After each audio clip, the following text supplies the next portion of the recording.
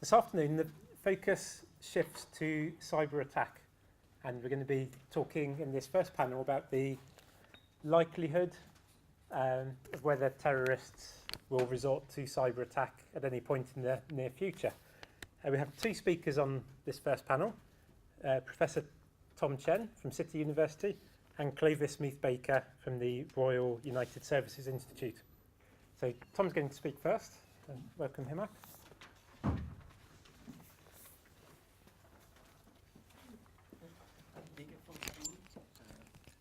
Okay. Screen on the reader. It's under view. Under view menu, full screen. Do I have to?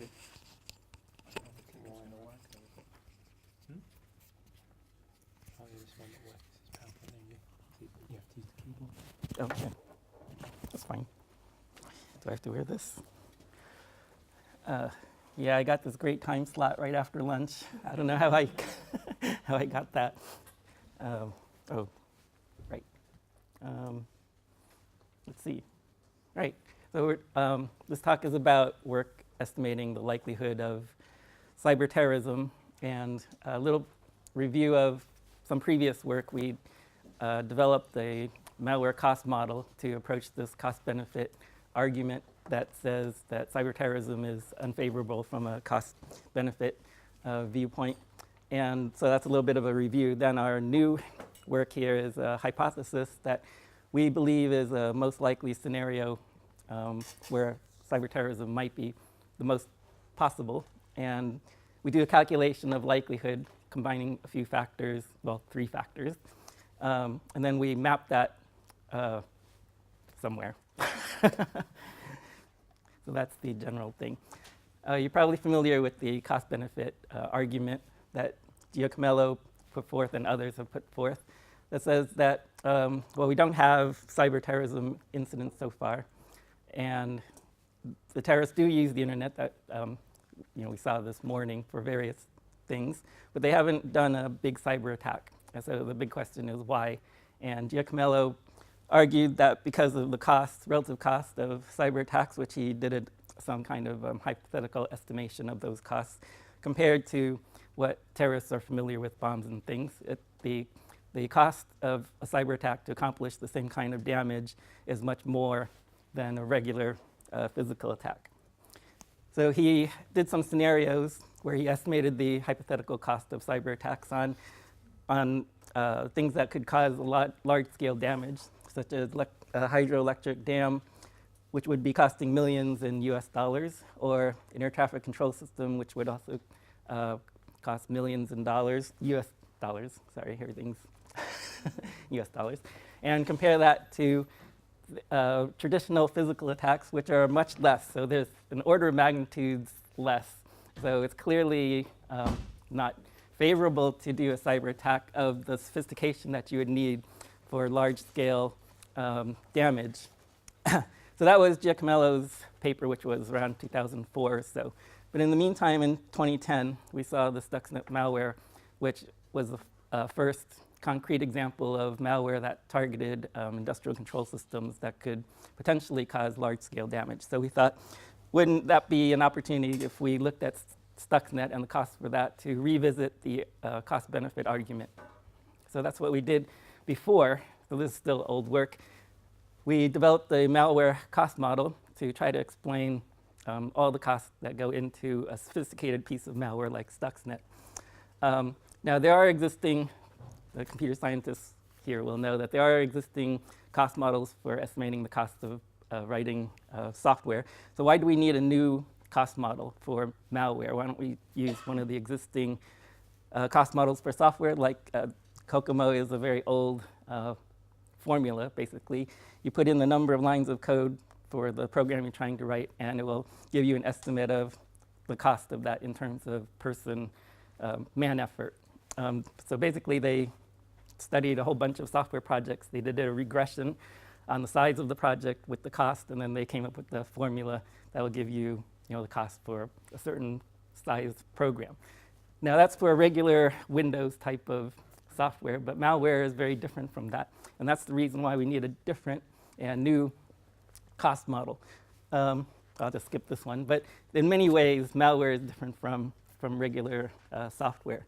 You'd have to do reconnaissance, there's stealth, there's exploits. Then if you're targeting industrial control systems, you actually need a real target to stimulate the attack against and do. So the testing is much different. So malware is a completely different kind of software than the regular kind of software where we can easily estimate the cost of that. So we did produce what we call a malware cost model, but that's a fancy name for just listing all the elements of cost involved in a malware like Stuxnet that encompasses everything involved in reconnaissance to testing, writing the attack software, testing it out on industrial control systems or that kind of equipment, and then delivering it and maintaining remote control over the target. So you can see there's a whole lot of elements in the model, and basically the total cost would be just adding up all the elements. To validate that a little bit, we took our cost model and we applied it to Stuxnet. We tried to estimate the actual cost of Stuxnet by estimating all the elements that we thought were relevant. And when we added it all up, for Stuxnet, we came to an estimate of about $1 million to $2.5 million.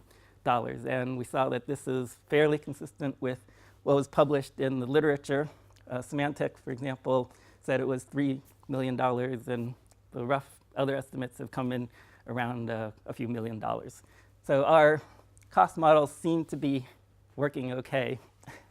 But using that cost model and saying that malware like Stuxnet costs a few $1 million, our conclusion was, well, Giacomello's original cost-benefit argument is still valid now that we've seen a real weaponized malware like Stuxnet, and it does cost a few $1 million. That's in the same ballpark that he was hypothesizing for cyber attacks. So our model seemed to support Giacomello's cost-benefit argument against the likelihood of cyber terrorism. So that was all previous work. Now, having said that, what the interesting question is, are there scenarios that we can think of where the cost would go down?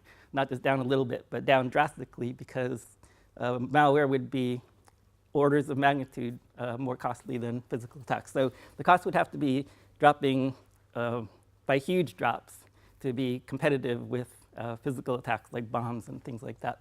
So you could think of a few scenarios. One is to somehow get all those cost elements down that we saw in the malware cost model. Well, the biggest cost elements in the model are things like effort to write a lot of lines of code, buying exploits, and having equipment like industrial control systems that you could test the malware against. And those are going to cost a lot in the near future, and there's not much you can do about those costs. So just looking for a low-cost way to develop malware of that sophistication, probably not too likely. Another scenario might be, because Stuxnet is out there, if you could acquire the code and repurpose it for another target. That's not going to be too feasible either, because Stuxnet was such a specific piece of code. It was designed to be aimed at a very specific industrial control system. So to repurpose it, you would have to basically rewrite or use completely different exploits and completely different payload. So then those would be big costs, and this scenario is not too likely either. Another scenario might be that terrorists pay someone else and acquire malware at some low cost, probably from cyber criminals or something, or someone who has the capability to create this kind of malware. Well, cyber criminals work for profit, and if they're going to be developing and selling malware, those costs would be passed to terrorists. So that would be a high cost scenario as well. So now we're down to scenario 4. Terrorists are given malware for free. This would be ideal for terrorists, of course, because there's no cost at all. Somebody else takes the burden of developing the malware and then just gives it to them. Well, who would do that? Well, who has the resources to do that? Nations, nation states. And why would they do that? If they have the same political agenda as terrorists. And in history, there have been many cases where states have a cozy relationship with terrorists and use them as proxies and lend all types of support to them, funding, weapons, training, all kinds of things. So with that kind of cozy relationship between a very capable nation and terrorist groups, it's quite possible that a nation who is capable of developing Stuxnet could give it to terrorists that they're friendly with. Yeah, right. So that's our working hypothesis for the rest of the slides. We believe that the most likely scenario for cyberterrorism is exactly that kind of situation where a friendly nation, terrorist-friendly nation, and we know that certain nations are in a cyber arms race right now, building up offensive cyber capabilities. They could develop a Stuxnet-like malware and then give it to terrorists for free. And in this case, the cost-benefit argument would be reversed, that if you get a cyber weapon for free, then it would be favorable compared to, or at least competitive with physical weapons from a cost-benefit perspective. So our goal, given this as our working hypothesis, is to estimate the likelihood of this happening. If we break the hypothesis down to a couple of questions, which nations are capable of developing sophisticated malware like Stuxnet? And then if they develop this malware, how likely are they to give that malware to terrorists? And ultimately, we'd like to put all this information in a visual way on a map. So this is my disclaimer, but basically, you'll appreciate that this is a hard problem. And it's not a scientific problem, so that's my disclaimer. The algorithm we're going to use is a calculation of likelihood from 3 pieces of information. The first is a rating of capability, cyber capabilities of nations, reflecting the probability that they could develop a Stuxnet-like malware. So you might think of this as a rating of a nation in terms of the probability of developing Stuxnet. The second piece of information is their strength of support of terrorist groups. So this would be like the probability that having developed malware, they would give it away to terrorists. And finally, the last piece of information is the capability of terrorists to receive it and to make use of it. Because if they can't make use of it, then you're not going to see cyberterrorism unless all 3 of these are highly likely. They have to be put on some kind of scale, so we've chosen a scale of 3, 0 to 3, for each factor. So if these are all high factors, it would be 3 times 3 times 3 out of 27. So the final likelihood is a rating between 0 to 27. So the numbers don't really mean anything. It's just some kind of scale that we use, relative scale. Right, so how do we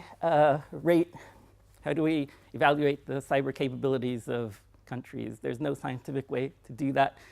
Dorothy Denning has proposed a 3-level kind of tier from very simple capability to a more sophisticated capability. So a rate of numbers from 0 to 3. So we simplified that for our rating system. Basically, a cyber capability of a nation is going to be rated from 0 to 3. So I didn't include 0 down here because if a country has 0 capability, we're not interested in those countries anyway. So the nations that we're interested in have a rating from 1 to 3, reflecting their capability to develop malware of sophistication. Of course, there's hundreds of countries, and I can't possibly look at all of them, especially since I was working on this late at night, last night. So we picked out some of the more terrorist-friendly nations in this list. I think there's 9 or 8 nations. And then this is a brief summary of their cyber capabilities, and then I gave them a number. So this isn't not a scientific rating, but more of a relative rating of their sophistication in terms of malware development.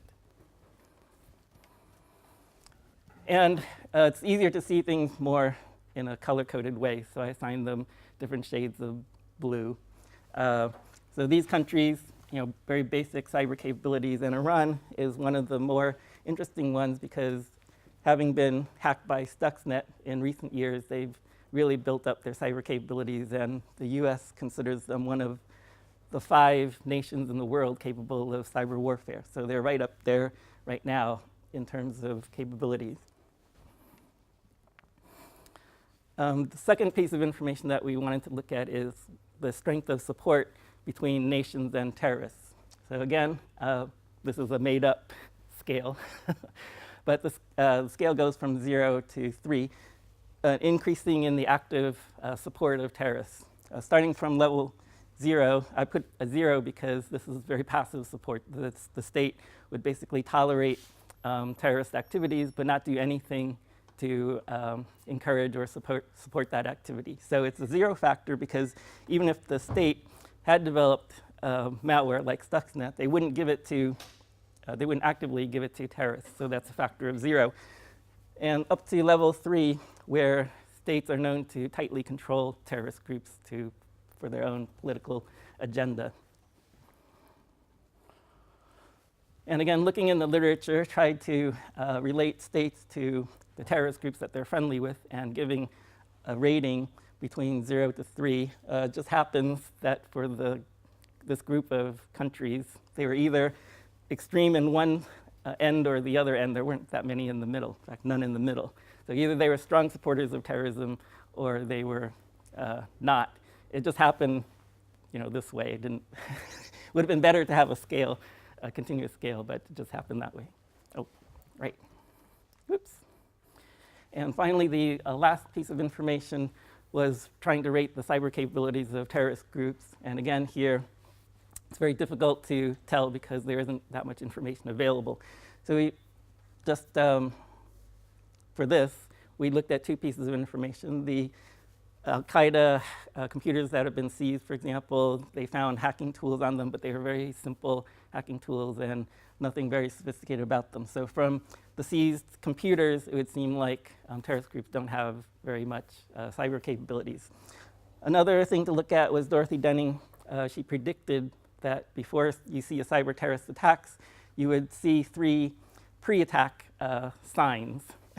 One sign would be failed cyber attacks. This would be a sign that terrorist groups are trying to do cyber terrorism, but because not every attack would be successful, you'll see some failed attacks. So we haven't seen those yet. The second sign would be research labs where terrorists could try out attacks in a simulated environment. So we haven't seen that yet either. And the third sign would be extensive planning efforts for cyber terrorist attacks, and we haven't seen that either. So based on those evidence, it doesn't seem like cyber terrorists have much capabilities. So we would, just for the purpose of this exercise, say the capability for all these terrorist groups is 1 out of 3. So very basic hacking level. Sorry.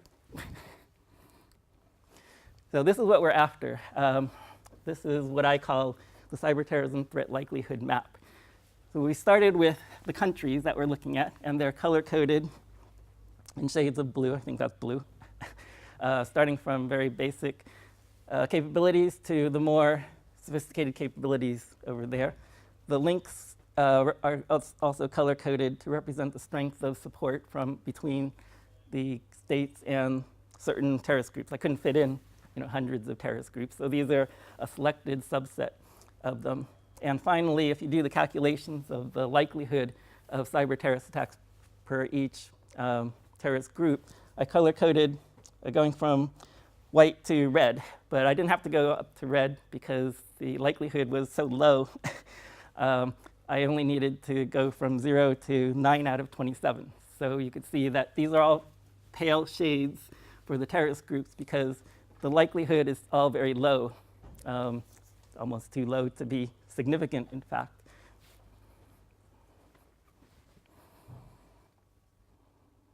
Right. I know it's hard to make sense out of the whole map, so I pulled out the most interesting part of it, which was Iran and the terrorist groups that they're friendly with. This is the most interesting one because it's the biggest threat in the map. The first element, Iran, is very cyber capable. It has very high cyber capabilities, and it has very strong links with terrorist groups.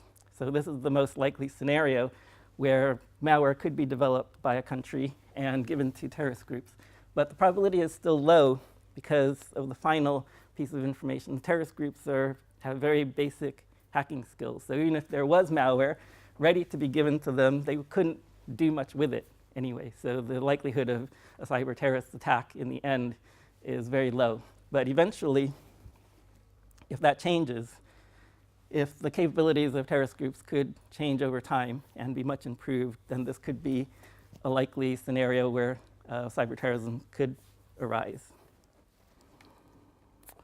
Right, so the conclusions. So what we've done so far seems to support the cost-benefit argument that Giacomello originally had.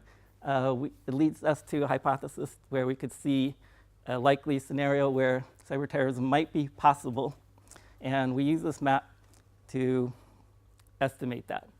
Estimating the likelihood still turns out to be a very low likelihood. And the greatest threat on that map is represented by Iran, but even that scenario of Iran giving malware away is still very unlikely. So the final word is this is work in progress, and the weak part of this work is the method to evaluate the cyber capabilities of a country. There is no scientific way that we know of to do that, and we're looking for better models. We have an idea to use one model that's from the defense, and they use 8 factors that they call defense lines of development, which are these 8 factors. And they use that to basically measure each of these factors, and cyber capability is strong only if all of these 8 capabilities are strong and can be combined together very well. So using these 8 factors, hypothetically, if you measure the 8 factors out on these axes and give each of those factors a rating, each country's profile would make a certain shape on this profile. And this is what we're working on right now. So that's it. Thanks.